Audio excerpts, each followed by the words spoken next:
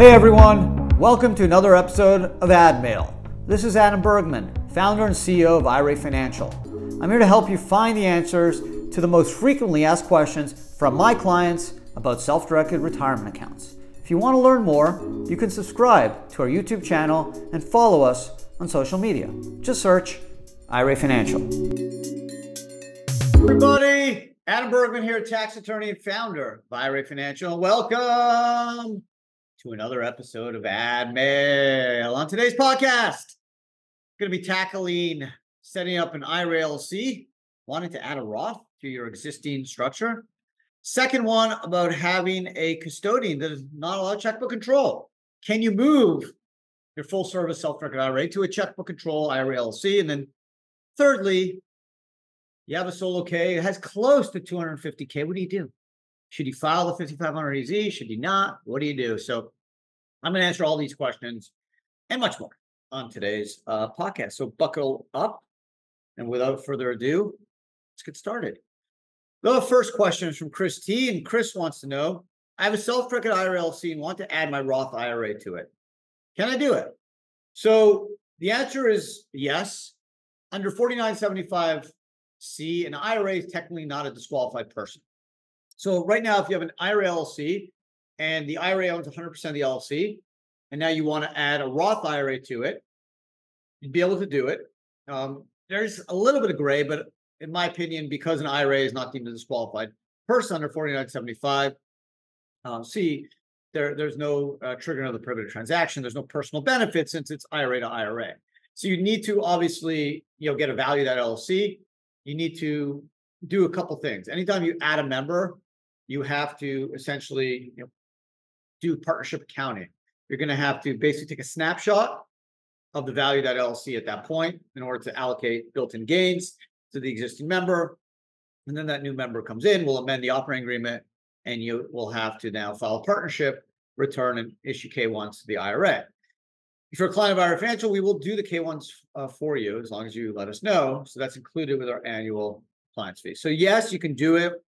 There's a little bit of partnership accounting that you're going to have to deal with, maintain capital accounts, and make sure you can properly account for the LLC having a new member. But Chris, great question. I do get this question a lot, and yes, we can do it. So don't worry. If you start with one IRA and you want to add more, we can do it. Or you also can just set up a new IRA LLC and keep both LLCs disregarded. So the advantage of a single member LLC over a partnership is a single member LLC is treated as a disregarded entity. There's no federal income tax return. It's like a tax nothing, invisible. If you have two or more parties that own an LLC, it's treated as a partnership, Form 1065, and the state equivalent return is due. However, we will file it for you, so don't worry. Second question is from Jordan H.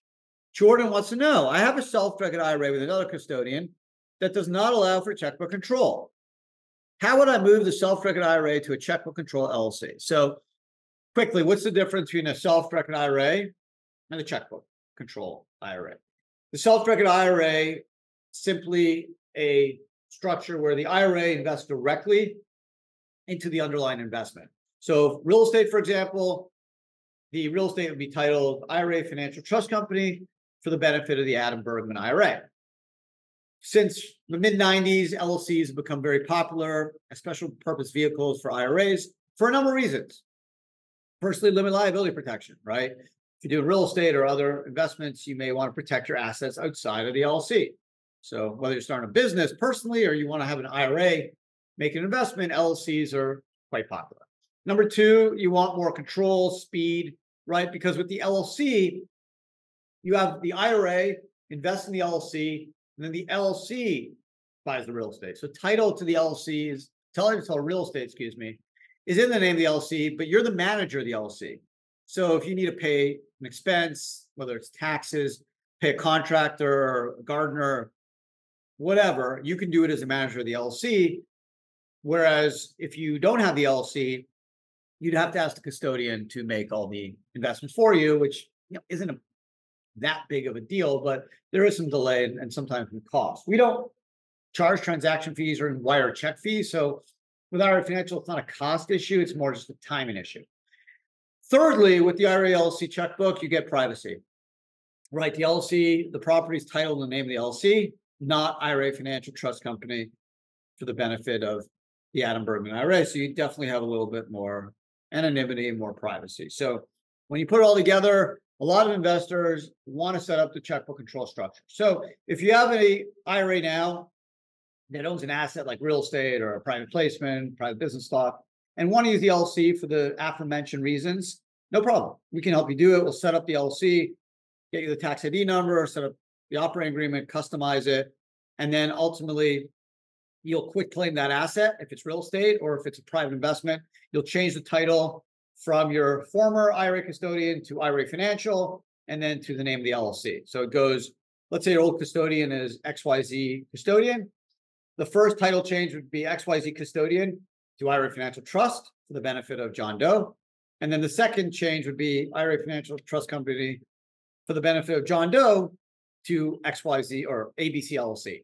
And then ABC LLC would own the underlying asset, and ABC LLC would be owned by the IRA. So what we've done is tax-free. We moved the IRA asset to a new custodian, us, and then to an LLC. So very, very easy, just paperwork. We'll handle it, help you do it. If it's real estate, you'll have to work through a local county clerk's office just to get the title change. Minor fees, $20, $30.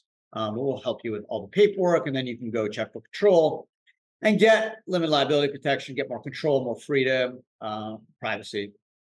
And those are the reasons that generally a lot of investors, specifically real estate, investment fund investments like hedge funds, private equity, venture capital, especially if they're being done by the promoters, by the actual fund members, they generally want more privacy, more anonymity from the LPs. Third question is from LinkedIn. And this person wants to know, I have a solo plan with you that was close to $250K in value as of 12/31. The investments are all in privately held deals, so hard to know value exactly. What should I do?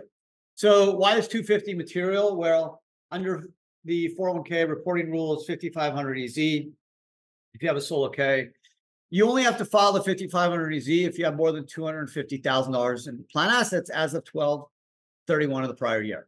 So if you're 246, technically you don't have to file. 251, you have to file.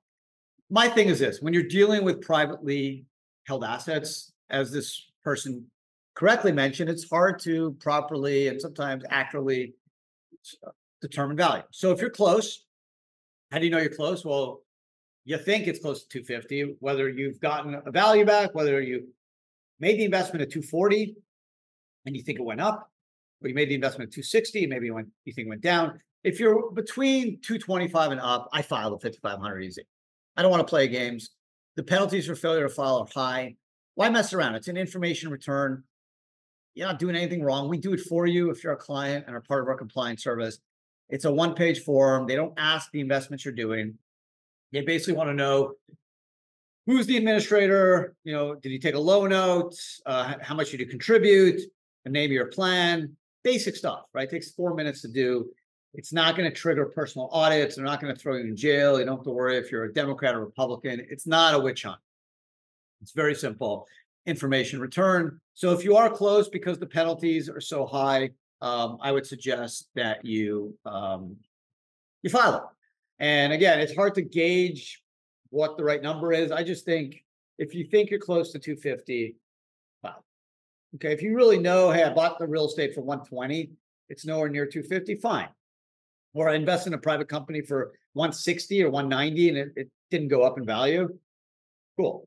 But if you invested at 220 and you think, your company just signed an AI deal and now it's valued a lot higher, then, you want to be smart. Or you bought real estate and you really think the value went up or whatever it is, you kind of know the asset.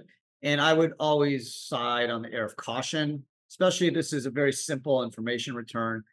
No need to be so concerned. No need to play risks.